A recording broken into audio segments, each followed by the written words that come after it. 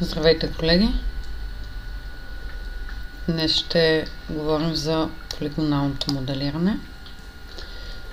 За целта в момента съм направила един плейн и един бокс.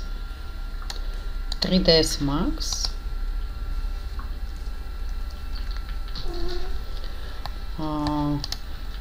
работи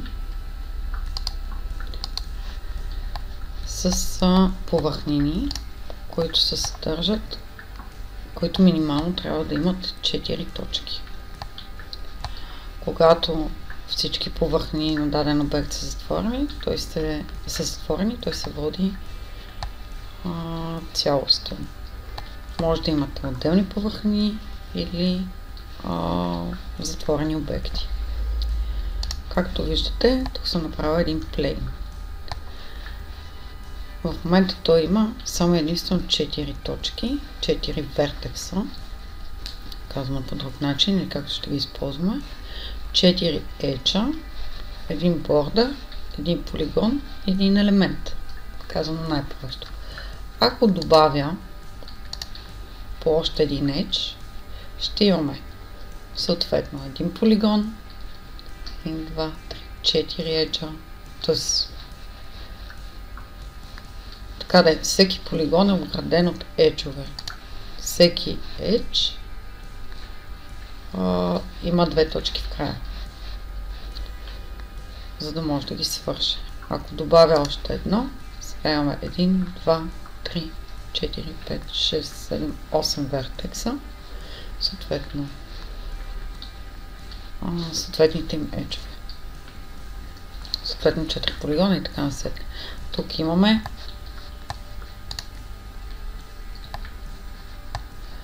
за 3, 4, 5, 6, 7, 8 еджа, вертекса и 6 полигона, като тази връзка е цялостна. Един вертекс държи всички еджове и полигони. Ако това са отделни полигони, тук ще имаме 3 вертекса. Това не е нужно да го помните, а просто идеята е да разберете. За да можете да достигнете до вертексите и полигоните и еджовете, трябва да добавите модификатор Editable Poly или да го обърнете в Editable Poly. Така в момента визуално нищо не се променя, но ето и нашите вертекси. Ние имаме 4 вертекса. В смисъл, имаме вертекси, с които можем да работим. Тук нямаме нещо, с което може да работим, докато не го превърнем в Editable Poly. Така, както виждате, ако изтрия един полигон,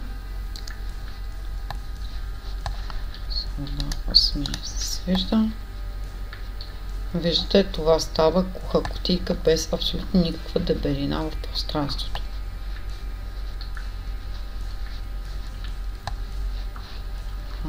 Така. Менюто Editable Poly винаги ще ви излиза в тази зона, като то съдържа секция Selection, в която вие избирате. Само да пусна тази работа.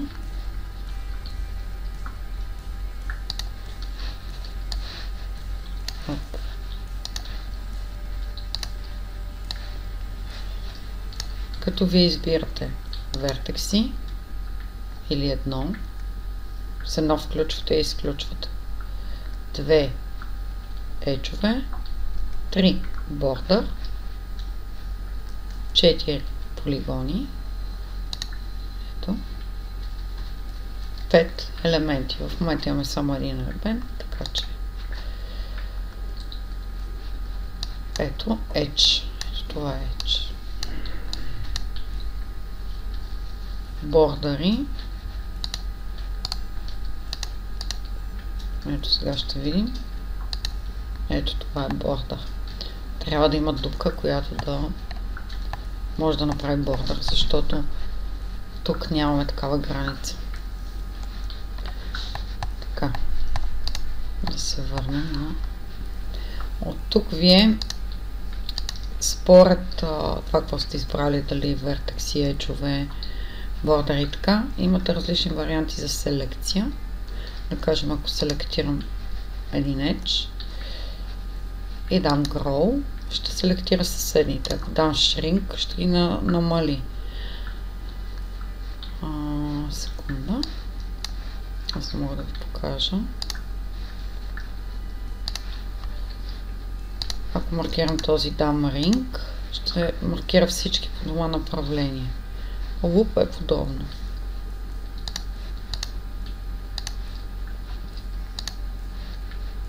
Loop е всичко, което продължава, може би. Ето тук ще е по-добре да ви го покажа. Маркирам един полигон. Loop маркира цялата мрежа. Това е удобно, когато имате множество полигони, а вие ще имате. Връщаме се тук. Така, да видим какво стана. Това е един полигон. Ако искаме този полигон да го разделим, имаме най-лесният вариант е да селектираме ето тези два еджа и да дадем Connect. 1, 2, 3. Това вече стават отделни полигони. Вие избирате как. В това меню може да зададете на разстоянието между тях, къде да бъдат в пространството и бройката. Може да натиснете потвърждение или плюс и то да направи същата операция на селектираните полигони. Аз ще изпусна. Да, не го бях потвърдила. Така. Сега имаме 13 еджа.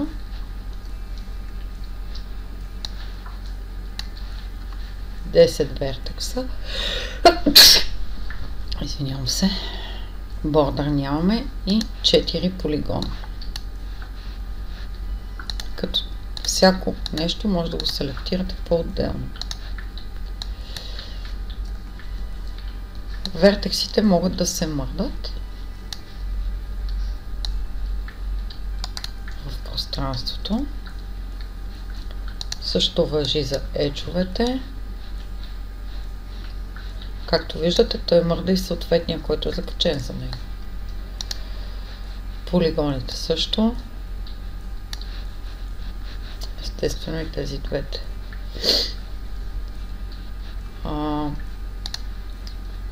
Във всяко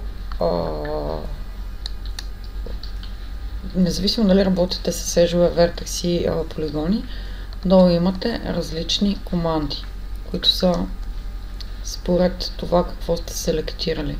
Дали е edge, с какво искате да работите. Дали е edge, дали е полигон, дали е border. Сега ще ги разгледаме набързо. Само да си дам възможност. Сега loop, firing, connect. Така. И отиваме да видим какво се случва. Ако решим да премахнем този вертекс, ще премахнем и всички държащи еджове, които стигат до него. Същото ще стане, ако премахнем и този вертекс.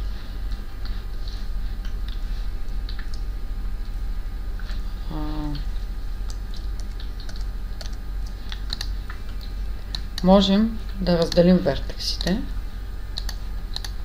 и тогава тук ще имаме два.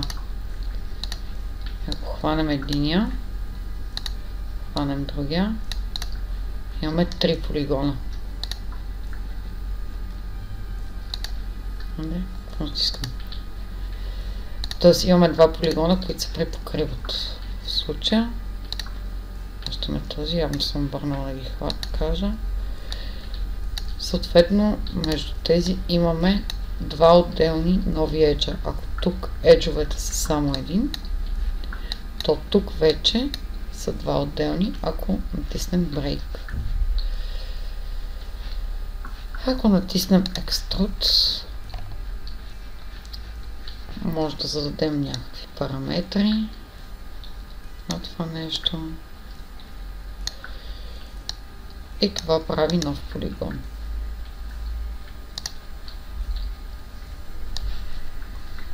Както виждате. Почти не се използва.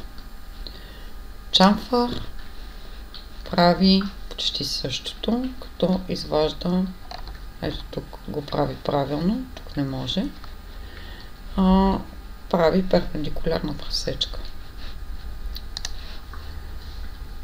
Можете да уелдвате точки, т.е. да ги събирате с Target Weld, ето тази с ето тази, и сега тя е една.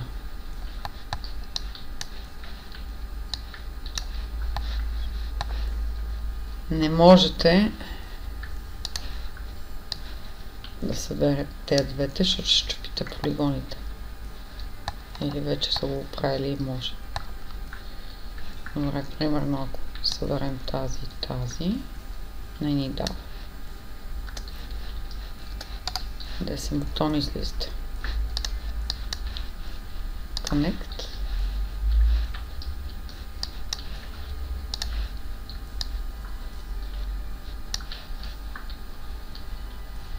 Това ви, ако имате някъде изостанали вертекси. Така. Edit Geometry. Ако е тази част от менюто, ако е на None, може да мърдате вертекса на където си искате. Това важи за всички останали. Ако е на Edge, ще се движи само по това направление. Виждате ли как прескача? Защото си търси Edge, по който да се движи. Face е буквално само в равнината на повърхнината. Ние го държим основно на None и на Edge го ползваме. Може да създадем вертекс върху Edge и не само. Даже не съм го закачила.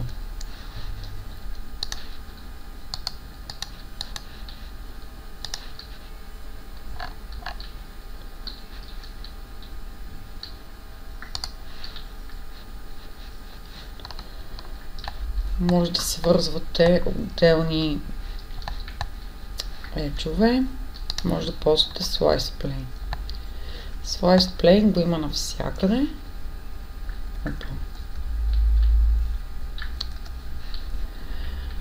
Като Slice Plane е повърхнина, която ви реже геометрията. Ето виждате ли? Създава нова връзка от еджове там, където минава. Може да нагласите във всякакъв ъгъл. И е много удобно.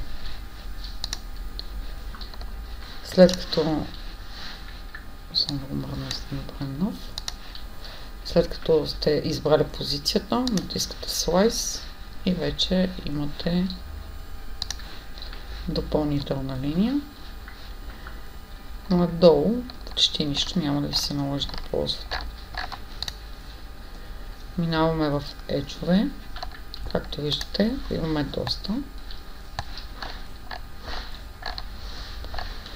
Това меню важи абсолютно.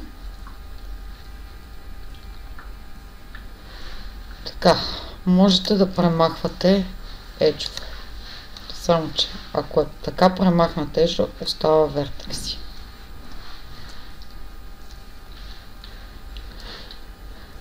Затова да кажем, ето тук искаме, даваме Remove и държим Ctrl.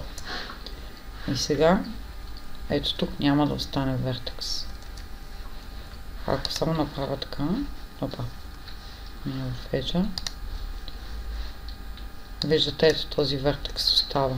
Това би могло да ви създаде проблеми при рендериране. Затова гледайте да премахвате еджове напълно, като премахвате вертекси. Имате сплит, имате екструд. Какво е екструд? Селектирате и ми казвате: искам да направиш нов полигон в еди коя си посока. Т.е. да направиш нов полигон с еди каква си дължина, с еди какви си разширения. Давате ОК и после в някакъв случай ще трябва да си го въртите.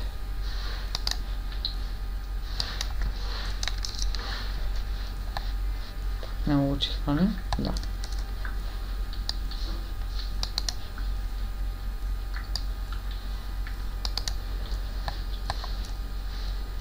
Въобще не е много удобно,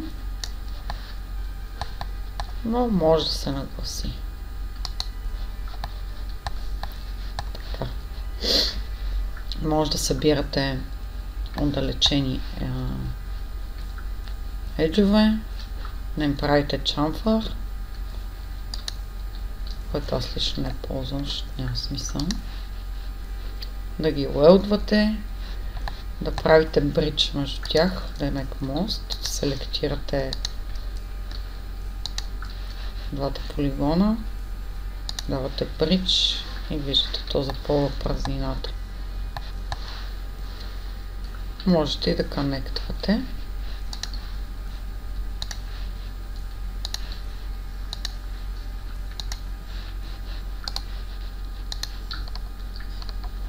Това не ви трябва. Тук вържи същото. Виждате. Може да създадете edge чрез вертекси. Attach ще го разгледаме по-късно. Пак имате slice plane, който ви седи в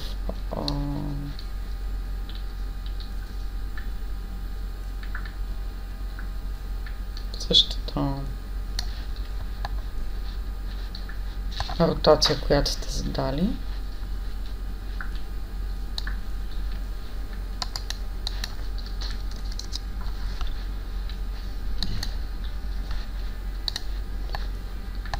Така.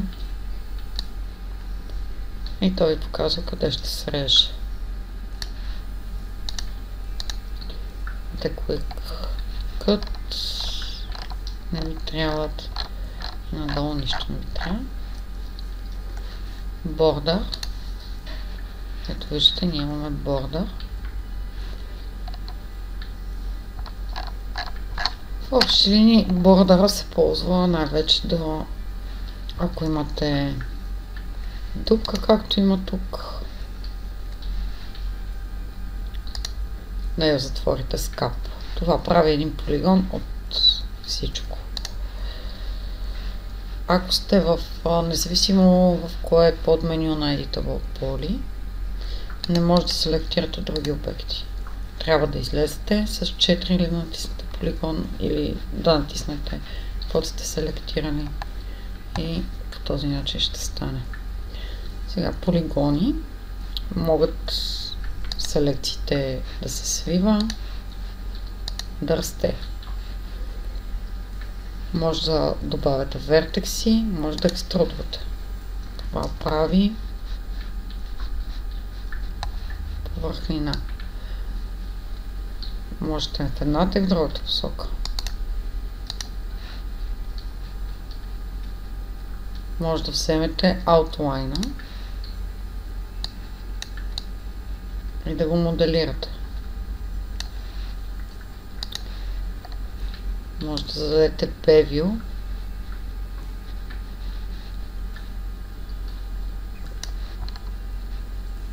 което е да екструдне леко и съответно да направи по-голям или по-малък полигон. Може да инсъртнете. Тук ще се вижда това. Insert прави рамка. Задавате размера.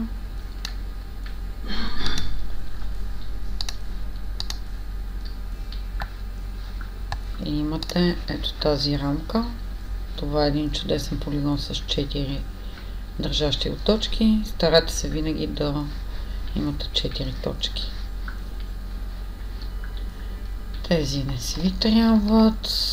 Пак същото може да създадете, да свържете. Ето сега ще детачна, за да мога да го...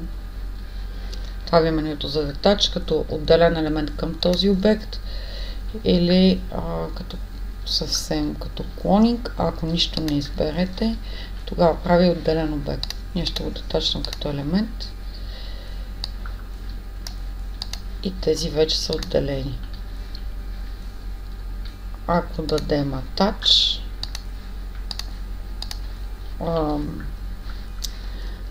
сега ще детачнем като обект, не като елемент.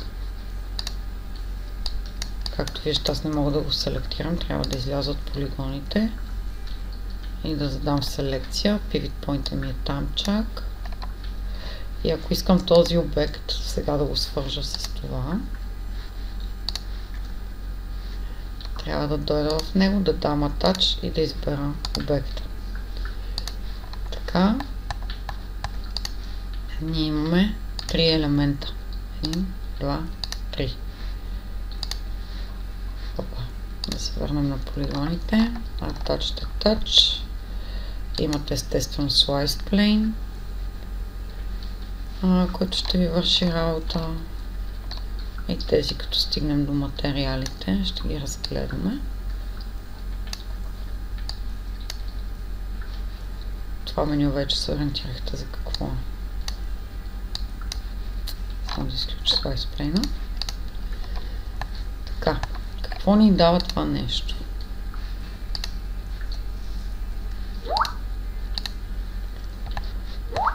Само да изтрия този приятел. Това значи, че вие ако правилно построите полигоналната си мрежа,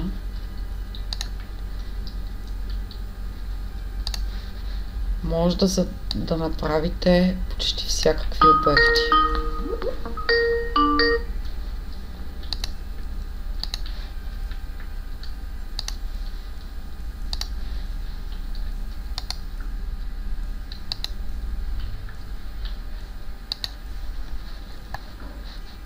Например, ако взема тези вертекси и ги придвижа в някои от посоките, променям формата. Това също може да стане с еджовете. Взема тези еджове, понякога е по-лесно просто да извадиш от селекцията с Alt и ги мръдна наляво надясно. Мога да променям формата. Ако, например, селектираме ето тези два полигона и натиснам Bridge, пробивам дупка. И същото, ако взема тези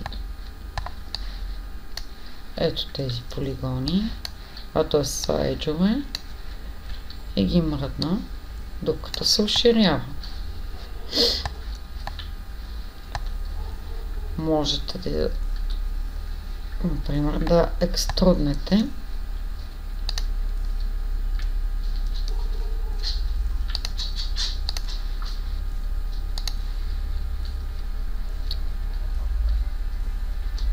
като можете, разбира се, да ги скелирате, въртите, да сменяте посоката.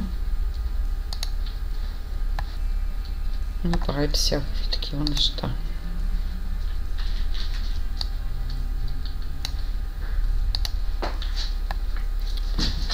Колкото по-малко полигони имате на кривините, толкова